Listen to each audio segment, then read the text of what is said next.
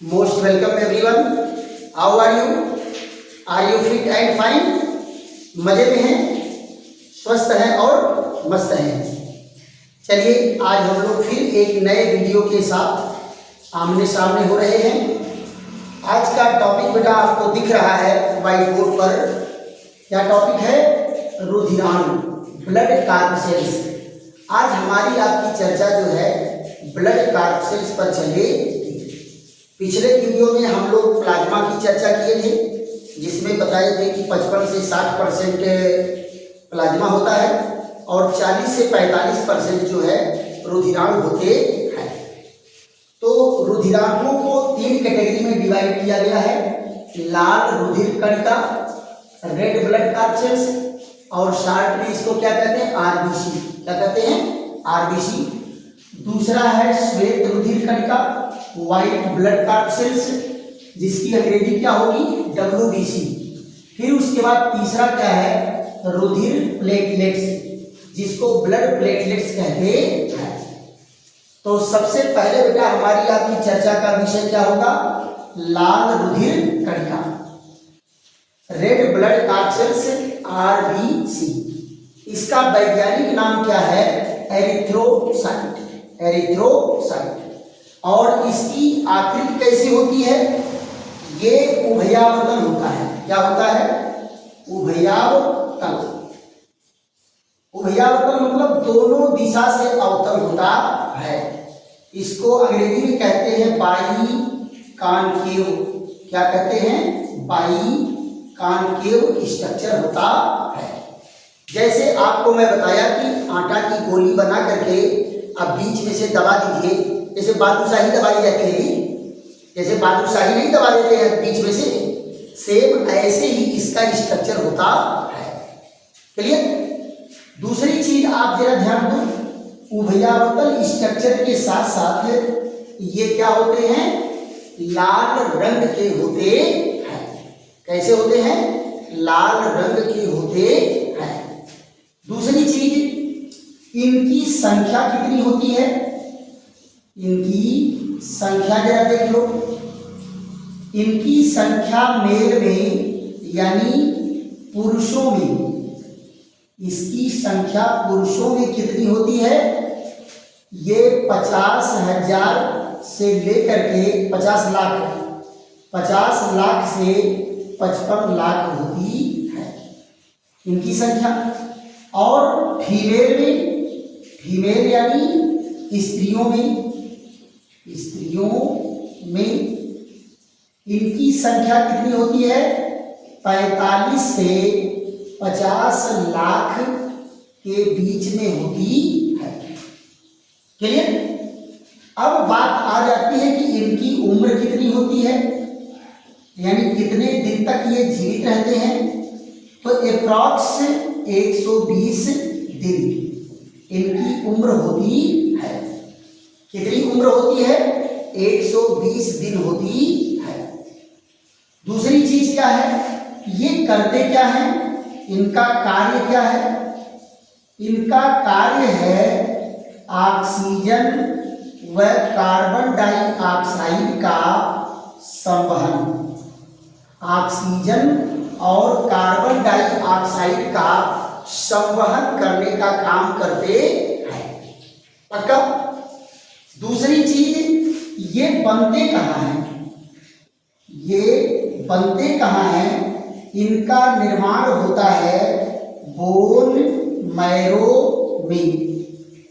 Bone marrow को क्या कहते हैं बेटा? अस्थि मज्जा। क्या कहते हैं? अस्थि मज्जा। देखो बेटा, जो मोटी हड्डियां होती हैं वो बीच में खोखली होती है, जैसे ह्यूमरस हो गया, फीमर हो गया, ये बीच में खोखली होती है। और इसमें कुछ जो है सेमी सॉलिड अर्ध तरल पदार्थ भरा होता है। क्या भरा होता है? अर्ध तरल पदार्थ। और इसी को कहते हैं अस्थि मज्जा। तो लाल रुधिराणुओं का निर्माण कहाँ होता है? अस्थि मज्जा में होता है। क्लियर? अब बात ये आती है कि अस्थि मज्जा में निर्माण होता है, तो अगर बड़े लोग हैं, हम लोग हैं, अस्थि मज्जा में होता है। लेकिन भ्रूण, जो भ्रूण अवस्था में है, भ्रूण यानी एम्ब्रियो। अब आप कहोगे बेटा एम्ब्रियो क्या होता है? वो बच्चा जो मां के गर्भ में है, जाइगोट बनने से लेकर के, जब जाइगोट से डेवलपमेंट शुरू होगा तो चाइल्ड बर्थ तक बच्चा जो है मां के गर्भ में होता है। तो जब तक वो बच्चा मां के गर्भ में है तब तक एम्ब्रियो है, और एम्ब्रियो में उनकी हड्डियां उतनी डेवलप होती नहीं है। तो एम्ब्रियो में इसका निर्माण कहाँ होगा? लीवर में। कहाँ होगा? लीवर में। एम्ब्रियो में इनका निर्माण होता है। दूसरी चीज क्या है? इसमें केंद्रक नहीं होते, केंद्रक नहीं होता, यानी ये क्या होते हैं? केंद्रक विहीन होते हैं। क्या होते हैं? केंद्रक विहीन होते हैं। अब आप जरा ये बताओ, प्रश्न ये उठता है कि इसमें केंद्रक क्यों नहीं होता? तो आप जरा ये बताओ, इनमें केंद्रक की जरूरत ही नहीं है। केंद्रक इसमें नहीं होगा तो ज्यादा स्पेस अंदर बचेगा, और ज्यादा स्पेस बचेगा तो इसमें हीमोग्लोबिन ज्यादा भरा रहेगा, और हीमोग्लोबिन अगर ज्यादा रहेगा तो ये ज्यादा ऑक्सीजन को कैरी करेगा, ज्यादा ऑक्सीजन को कैरी करेगा। इसीलिए जो है इसमें न्यूक्लियस नहीं पाया जाता है। दो स्तनधारी जीव, यहां देखो, दो स्तनधारी जीव, दो स्तनधारी जीव, एक कौन है बेटा? ऊंट, और दूसरा कौन है? लामा। दूसरा कौन है? लामा। के रुधिर में, के रुधिर में यानी आरबीसी में केंद्रक पाया जाता है, केंद्रक पाया जाता है। देखो बेटा, जितने कार्डेट स्तनधारी हैं सब में जो है केंद्रक नहीं पाया जाएगा, और केंद्रक नहीं पाया जाएगा तो इनके कारण क्या है कि अगर कहीं से आप आरबीसी पा गए तो उससे आप डीएनए का टेस्ट नहीं कर सकते। किसका टेस्ट नहीं कर सकते? डीएनए का। क्यों? क्योंकि डीएनए होता है केंद्रक में, और यहाँ केंद्रक है ही नहीं, कहानी खत्म है। और दूसरी चीज, केंद्रक न होने से इनमें स्वजनन की शक्ति नहीं पाई जाती है, यानी आरबीसी अपने समान आरबीसी नहीं बना पाएगा। अगर आरबीसी अपने समान आरबीसी नहीं बना पाएगा तभी तो इनका निर्माण अस्थिमज्जा में होता है। कहाँ होता है? अस्थिमज्जा।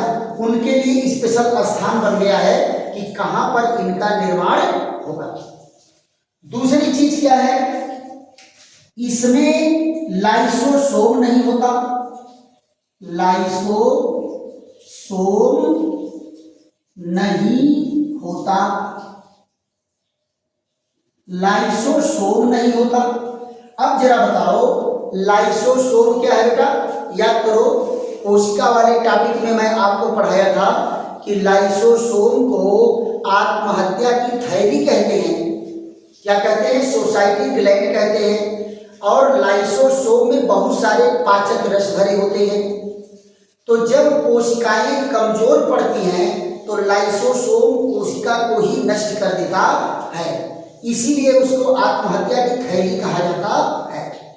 तो आप जरा बताओ, अगर इसमें लाइसोसोम नहीं पाया जाएगा तो यानी इनका स्वनष्टीकरण भी नहीं होगा, ये अपने आप नष्ट नहीं होगी। अगर ये कोशिका, ये क्या कहते हैं, आरबीसी की कोशिकाएं अगर मर गई, ये कणिकाएं नष्ट हो गई, मर गई, तो मरने के बाद ये बेचारे डेड बॉडी लेके घूमते रहेगा, ब्लड पूरा डेड बॉडी लेकर के घूमता रहेगा। मर जाने के बाद आप ब्लड क्या करेगा? इनको लेके ढोएगा, राम नाम सत्य है, राम नाम सत्य है, और लेके कहाँ जाएगा? कब्रिस्तान में लेकर के जाएगा। तो आरबीसी का कब्रिस्तान कौन है? यहां देखो, आरबीसी का कब्रिस्तान, आरबीसी का कब्रिस्तान क्या है? कब्रिस्तान है स्प्लीन। क्या है? स्प्लीन है। इसी को बेटा प्लीहा भी कहते हैं, इसी को तिल्ली भी कहते हैं। क्या कहते हैं? तिल्ली, है ना, तिल्ली कहते हैं। स्टमक के नीचे पाया जाता है, स्टमक के नीचे तिल्ली होता है, वहां लेकर के जाएगा और आरबीसी यहां पर नष्ट होता है। और इतने नहीं बेटा, प्लीहा को यहां देखिए, ये जो स्प्लीन है, प्लीहा, स्प्लीन को ब्लड बैंक भी कहते हैं। स्प्लीन या प्लीहा को क्या कहते हैं? रुधिर बैंक भी कहते हैं, यानी इनको ब्लड बैंक कहा जाता है। ये क्या है? ब्लड बैंक है। क्लियर? तो लाइसोसोम नहीं पाया जाएगा, इसका स्वनष्टीकरण नहीं होगा। तो ये नष्ट कहाँ होते हैं? स्प्लीन में नष्ट होते हैं। इनमें केंद्रक नहीं पाया जाता, तो स्वजनन की शक्ति नहीं होगी। इसका मतलब है कि अपने आप ये कोशिकाएं डिवाइड होकर के कोशिका नहीं बनाएगी, इनमें समसूत्री विभाजन नहीं होगा। तो इनका निर्माण कहाँ होता है? अस्थि मज्जा में होता है। कहाँ होता है बेटा? अस्थि मज्जा में होता है। अगर बेटा प्रश्न आवे कि ये आरबीसी बना किससे होता है, आरबीसी किससे बना होता है, इस पर हम लोग चर्चा करते हैं। किन किन कॉन्स्टिट्यूएंट से मिल करके बना होता है, इसको आप लोग स्क्रीनशॉट ले लीजिए। उसके बाद जो है फिर आगे हम बढ़ते हैं, या तो वीडियो रोक करके भी आप नोट कर सकते हैं। अब यहां जरा देखो, ये जो आरबीसी है ये दो भागों से बना है ना? इसमें लाल रंग जो होता है हीमोग्लोबिन के कारण होता है। अब देखो बेटा, हीमोग्लोबिन के कारण ये लाल होता है, तो हीमोग्लोबिन को दो पार्ट में डिवाइड किया जाता है। हीमोग्लोबिन को क्या करते हैं? दो पार्ट में डिवाइड करते हैं। जरा देखो, रुधिर लाल क्यों होता है? यहां देखो, रुधिर का लाल रंग, रुधिर का लाल रंग किसके कारण होता है? हीमोग्लोबिन, हीमोग्लोबिन के कारण। इसका लाल रंग किसके कारण होता है? हीमोग्लोबिन के कारण होता है। अब आप जरा देखो, यहां पर हीमोग्लोबिन है, हीमोग्लोबिन, तो हीमोग्लोबिन का बेटा दो पार्ट होता है। यहां देखो, हीमोग्लोबिन का दो पार्ट होता है।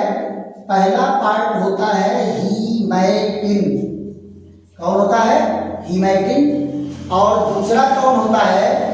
ग्लोबिन। ये क्या है? ग्लोबिन है।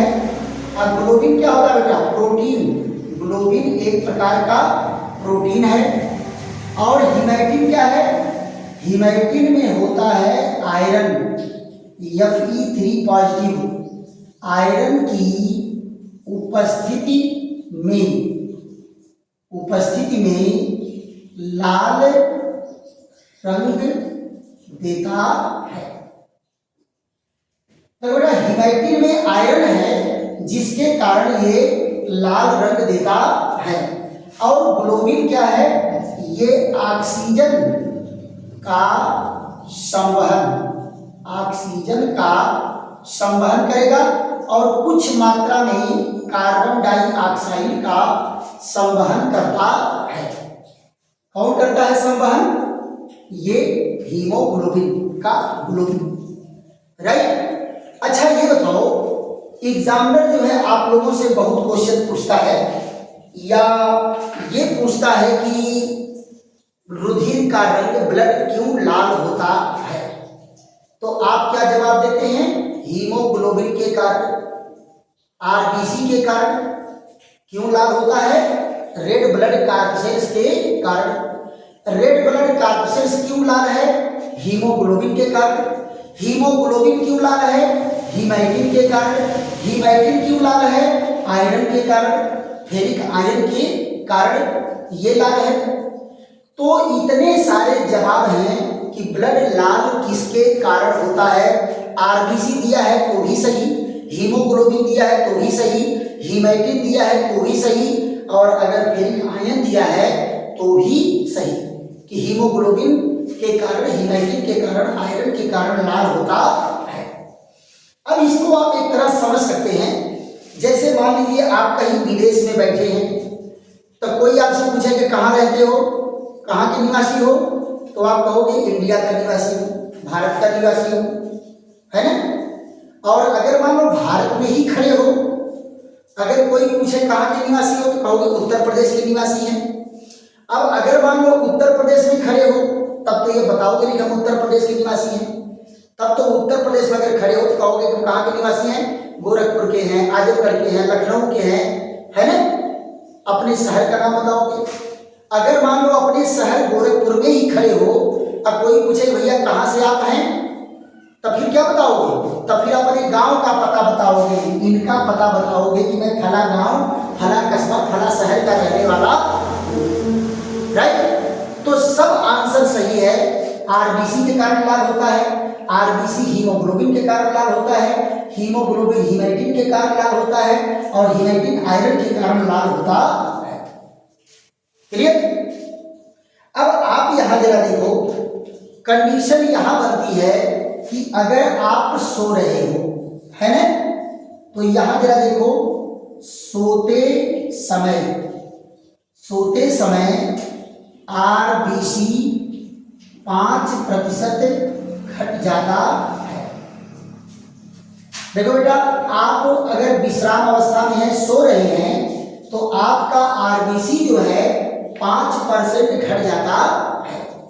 आरबीसी क्या होता है? 5% घट जाता है। क्यों? सोते समय कम ऑक्सीजन की जरूरत है ना, उतना ज्यादा ऑक्सीजन की जरूरत क्या है, सारी प्रक्रिया धीरे धीरे चलती है, तो ऑक्सीजन की जरूरत कम है, तो आरबीसी घट जाता है। क्यों? क्योंकि ऑक्सीजन तो घटने वाला नहीं है। आप जहां सोए हो, जितना ऑक्सीजन है उतना ऑक्सीजन तो है ही, और आपकी बॉडी को ऑक्सीजन चाहिए कम, तो आरबीसी ही घट जाएगा, लोग कम ले जाएंगे, है ना, कुछ मजदूर कम हो जाएंगे काम करने वाले। तो ये है। और दूसरी चीज, ऊपर पहाड़ों पर जाने पर, ऊपर पहाड़ों पर जाने पर क्या होगा? 30% आरबीसी बढ़ जाता है। 30% आरबीसी बढ़ जाता है। अब लोग, अगर आप ऊपर पहाड़ पर जा रहे हो तो 30% आरबीसी क्यों बढ़ जाएगा, है ना। तो कारण इसका जरा देखो, जैसे जैसे आप पहाड़ों पर जाओगे ऑक्सीजन की मात्रा कम होती जाएगी, ऑक्सीजन कम होगी, और आपको ऑक्सीजन ज्यादा चाहिए, तो ज्यादा ऑक्सीजन को पकड़ने के लिए आपके ब्लड में हीमोग्लोबिन बढ़ जाता है, आरबीसी बढ़ जाता है। दूसरा जरा देखो, गर्भावस्था में आरबीसी बढ़ जाता है, आरबीसी बढ़ जाता है। आप कहोगे कि गर्भावस्था में काहे बढ़ जाता है? ए बबुआ, एक ही शरीर में दो दो शरीर पल रहा है, तो उस बेबी को भी तो ऑक्सीजन चाहिए, तो ऑलरेडी ऑक्सीजन की सप्लाई ज्यादा चाहिए, इसलिए जो है आरबीसी की संख्या बढ़ जाती है। अब आप जरा देखो, बीमारियां इनसे क्या होंगी, यहां होने वाली बीमारियां जरा देख लो, बीमारियां क्या होंगी। एक तो बीमारी होती है आरबीसी घटने पर, आरबीसी घटने पर क्या हो जाता है? एनीमिया। आरबीसी घटने पर क्या हो जाती है? एनीमिया या रुधिर अल्पता की बीमारी इसको कहते हैं, रुधिर अल्पता की बीमारी कहते हैं। एनीमिया हो जाता है। अब एनीमिया को भी अगर पूछा जाए कि एनीमिया कैसे है तो क्या कहेंगे, एनीमिया आरबीसी के घटने से होता है। अगर आरबीसी न दिया हो, हीमोग्लोबिन दिया हो, कहते हीमोग्लोबिन के घटने से होता है ना। और कहा जाए तो यहाँ पर ये क्लियर, अगर आयरन की कमी दिया है तो भी सही, हीमेटिन की कमी दिया है तो भी सही, हीमोग्लोबिन की कमी दिया है तो भी सही। इससे क्या होगा, कमी से एनीमिया की बीमारी होती है, रक्त अल्पता की बीमारी होती है। दूसरी चीज जरा देखो, आरबीसी बढ़ने पर, आरबीसी बढ़ने पर, आरबीसी बढ़ने पर क्या होता है बेटा, ये भी एक बीमारी है, पॉलीसाइथीमिया। कौन सी बीमारी होती है, पॉलीसाइथीमिया हो जाती है। और जब पॉलीसाइथीमिया होगी तो क्या होगा, पॉलीसाइथीमिया में त्वचा पर चकत्ते पड़ जाते हैं, त्वचा पर चकत्ते पड़ जाते हैं, त्वचा पर चकत्ते पड़ जाते हैं। अक्सर बेटा देखो, जो पहाड़ियों पर ऊपर चढ़ रहे हैं या जो प्रेग्नेंट लेडी है वो क्या करती है, अपना हाथ पैर दिखा के देखवा हो हाई करिया करिया चकत्ता का पड़ता है, तो वही है आरबीसी बढ़ गई है। प्रेगनेंसी के समय में आरबीसी बढ़ गई है। ऊपर पहाड़ों पर जाओगे तो लाल लाल चकत्ते आपके नजर आएंगे बॉडी पर, तो आप जान लो कि हमारी बॉडी में आरबीसी बढ़ गया है। We are suffering from polycythemia, हम पॉलीसाइथीमिया से ग्रसित हो गए हैं। क्लियर। तो आरबीसी की कमी से दो बीमारियां होती हैं। अब यहां पर जरा देख लो बेटा, एक छोटा सा कैलकुलेशन क्या है, अगर डेसीलीटर में आरबीसी की मात्रा पूछी जाए तो क्या होती है हीमोग्लोबिन की मात्रा। यहां जरा देखो, हीमोग्लोबिन, हीमोग्लोबिन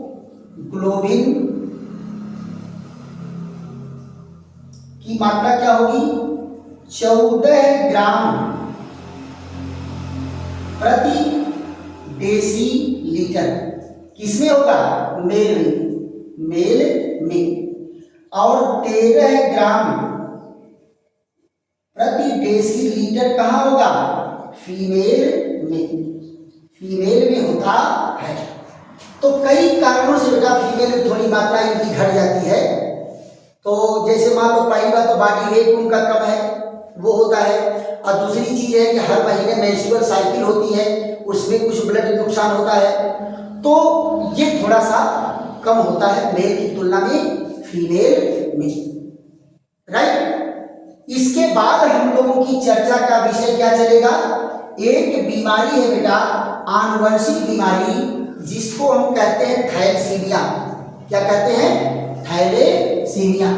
थैलेसीमिया जो है आनुवंशिक बीमारी है, इसका स्क्रीनशॉट ले लीजिए, उसके बाद फिर हम लोगों की आगे चर्चा चलेगी।